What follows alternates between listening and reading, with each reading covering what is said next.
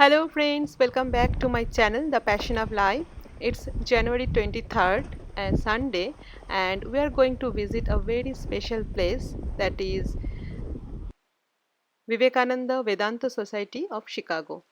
So today is 23rd of January and they have a puja for Swami Vivekananda's birthday celebration, but actual Vivekananda Jayanti puja is on 25th of January, Tuesday.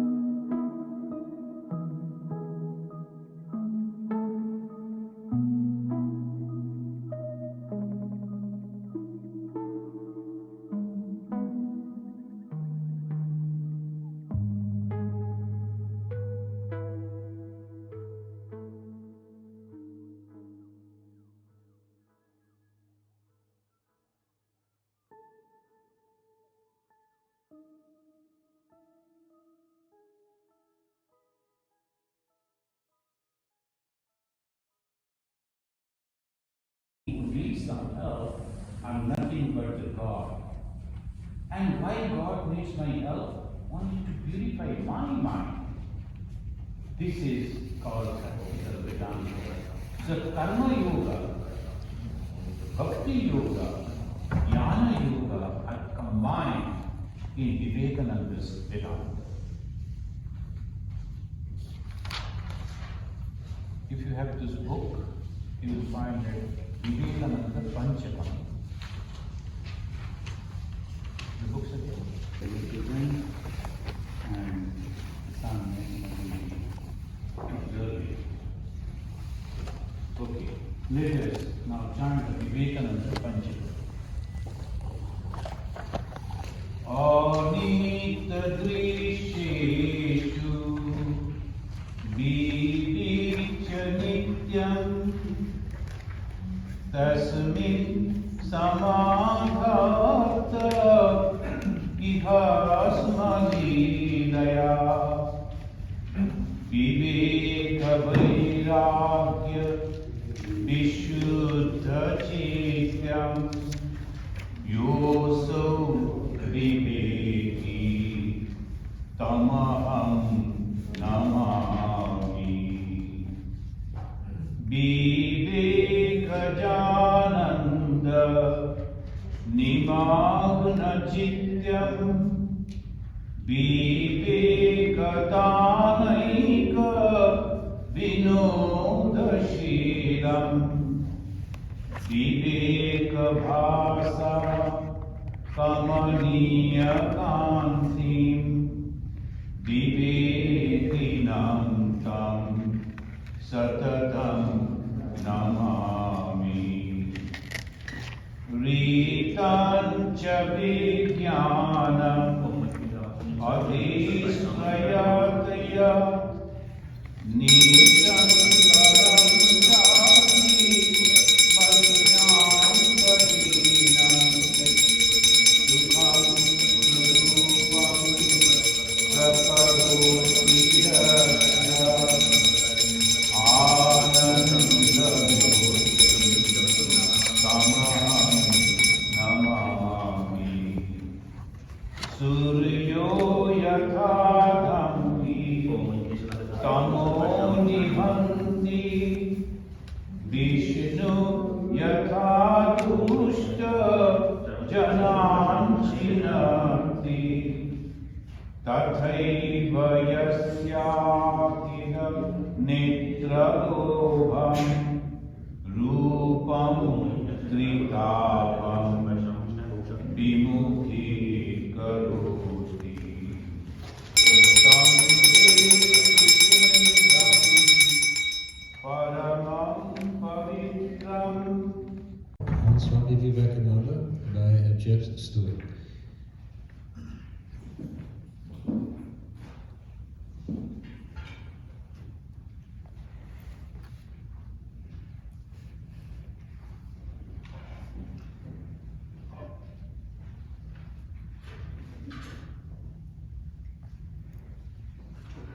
Greetings.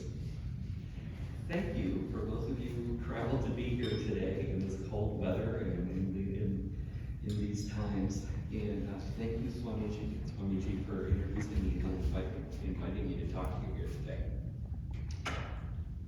So my name is Jeff, and I traveled here to the Society Day from my hometown in Cascade, Michigan. Cascade is near Grand Rapids in the west side of the state. Now, my family has lived in that part of Michigan for over 185 years, which is a bit unusual for an American. I'm sharing this with you because we all came from somewhere to be together here today. And I suspect that many of you here present with me and a lot of you who may be watching online weren't born in the Midwest of the United States and probably weren't born in this hemisphere. I grew up in a traditional West Michigan community and attended a Christian church with my family. The motto of this church I grew up in, we're not in India, but in Indiana. But I was still spending a lot of my free hours reading and studying spiritual saints in India when I had a spark ignited within me. That spark was Swami Vivekananda, standing in front of a vast map of the entire subcontinent. It was through that transmission that I discovered that at the end of that year would be the 125th anniversary of Vivekananda's arrival to Kanyakumari at the southern tip of India, to what is now known as Vivekananda Rock. There was no question in my mind that I was to travel there, and at the end of the year, I arrived in Kanyakumari. It was there in 1892 that Swamiji spent 3 days of meditation and hatched the vision that would consume the rest of his life and establish the basis for the work that we are gathered here today to acknowledge. Only 9 months after he was in solitude at that last southern bit of Indian rock, he arrived only a few miles from where we are gathered here today and gave his famous speech to the Parliament of World Religions. So my purpose in sharing this story with you is not to retell the history of Swami Vivekananda's journey from India to the West and back, but to share the extraordinary commitment he took on from Kanyakumari, how that commitment was shared to us through what he did and what he taught, and how his very life is an invitation to us to project our own humanity in service of the greatest ideals, and to project those ideals themselves towards something that the world currently can't imagine, but so desperately needs. Now, if you have not been to Kanyakumari, allow me to share the experience of visiting there. Kanyakumari is a small city at the very southern tip of India in Tamil Nadu. If you're there early in the morning, you can stand with thousands of people that gather there every morning and see the sun rise over the Indian Ocean and set at night over the Arabian Sea. There are 2 large rocks about a quarter mile off the shore. One has a tall statue, great ideal, and give up our whole life to it. That oft-quoted sentence has been an inspiration to many who have studied Swamiji's life and works. But that phrase alone can't begin to describe a force that Swamiji was able to cultivate, not just within himself, but within countless others. A force is the only way I can describe it. As I explored his speeches, I discovered something that amazes me every time I read it. I'm not given much to talking about plans. I prefer to do and show and then talk about my plans. I have my plans and mean to work on them if the Lord wills it, if life is given to me. I do not know whether I shall succeed or not, but it is a great thing to take up a grand ideal in life and then give up one's whole life to it. For what otherwise is the value of life? Subordinating it to one high ideal is the only value life has. This is the great work to be done. If you think of any work difficult, then do not come here. Through the grace of God, all paths become easy. Your work is to serve the poor and miserable without any distinction of caste or color, and you have no need to think about the results. Your duty is to go on working, and then everything will follow itself. My method of work is to construct and not to pull down.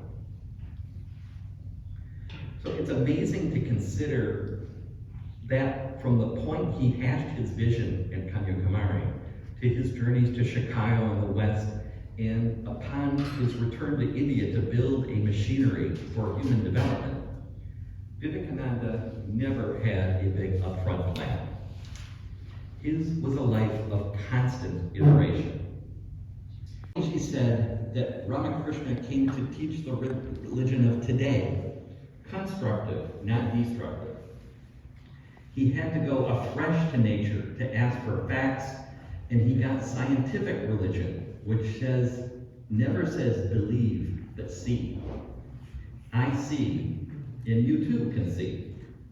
Use the same means and you will reach the same vision. God will come to everyone and harmony is within the reach of all. How Ramakrishna arrived at this method is through iterating himself. For 12 years, Sri Ramakrishna continuously iterated and tested himself through multiple spiritual paths and through continuous iteration of his own being, showed that God is infinite and the paths to God are infinite. So here we are today in 2022 in the Midwest of the United States, observing the birthday of our blessed Swamiji. I was speaking to a group at a Christian church a while back, and someone asked me why there were so many spiritual saints in India and why so many people travel there to learn and experience part of it. My response was that they practice and have been practicing it for millennia. Here in the United States, we are quite good at science and innovation, and especially good at exploiting science and innovation to generate wealth and material well-being, because we've always practiced it. We practice it every day. The structure of American life is very much set up to exploit this focus. The Columbian Exposition that hosted the first Parliament of World Religions that drew Swamiji here in 1893 was very much a demonstration of that quality to the entire world. Americans revel in seeing our plans and ideals, and especially our ownership of seeing our plans and ideals disseminate far and wide. We swell with pride and exceptionalism when our goods reach far and reach far quickly. We reinvent ourselves with each passing generation and then seek the world to mirror, give everything and look for no return. Give love, give health, give courage, give everything you can, but keep out of the bargain. Give out your own bounty as God gives to us. So how can an invitation like that show up today for us? First of all, we the living today, we the projection. Ishvara Pujala Bhaskara Ishta Mama Narabandam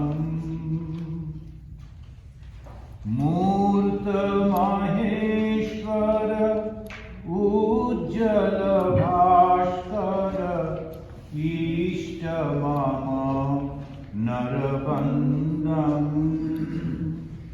The Swamiji's disciple, whom Swamiji lovingly used to call Bangal, because he is from East Bengal.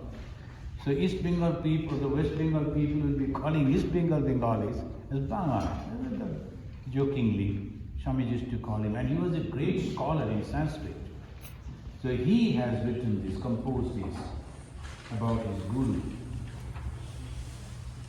Murta Maheshwara Ujjala Bhaskara Ishta Mama Narabandam Vande Vedataru Munjita Garhita Kanchana Kamini Bandham Vande Vedataru Munjita Garhita. Vande Vedatanu. We are worshipping that personality who is nothing but the Veda. Veda means the knowledge. So what is that jnana? What is that knowledge? Kanchana Kamini Bandham Mukta. He is liberated, he is free from any attraction of this worldly things. When we call it bandhan, when we call that we are in this world, there is nothing but the attraction for the worldly things. The moment we can withdraw our mind from the worldly objects, including name, fame, physical comfort, everything, immediately we get the realization of the God. Maheshwara Ujjala Bhaskara Ishta Mama Narabandam Koti Bhanukara Dikta Simhamahu Katitata Kopina Bantam. He was not having anything except a lion cloth, but still his power was as if the millions of suns. Koti Bhanukara Deepta Simhamaho Koti Tata Kopina Bantam Abhi Abhi Hunkara Nadita Din Mukha Abhi Abhi Hunkara Nadita Din Mukha Prachanda Tandava Nrityam. The Hindus, they believe that when the Shiva danced, then the creation was created. Tandava Nritya. And the dissolution of the creation is also because of that. And what Swami Vivekananda did, he gave that Avi mantra. Avi means be fearless. We always think, oh, I'm going to lose this. Maybe I'm losing my prestige or the people are not appreciating me, all small little things. You have to give up all that. Then only we will get the love of God. When we are constantly concerned about the little thing of this world, that we cannot get the blessings of God. Bhukti Mukti Kripa Kataksha Prekshana Magadala Vidalana Daksham Balachandra Indu Bandamiha Nomi Guru Vivekanandam Balachandra Indu Bandamiha Nomi Guru Vivekanandam Murta Maheshwara Ujjala Bhaskara Ishta Mama Narabandam.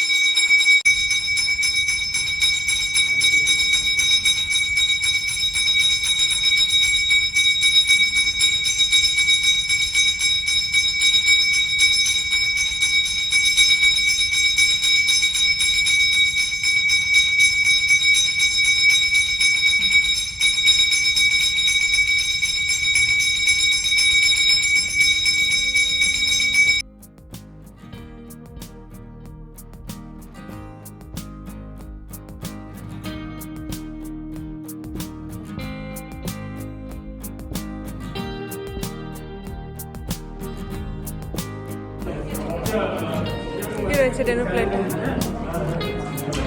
ঠাকুরের প্রসাদ পুরো ভর্তি ভর্তি plate.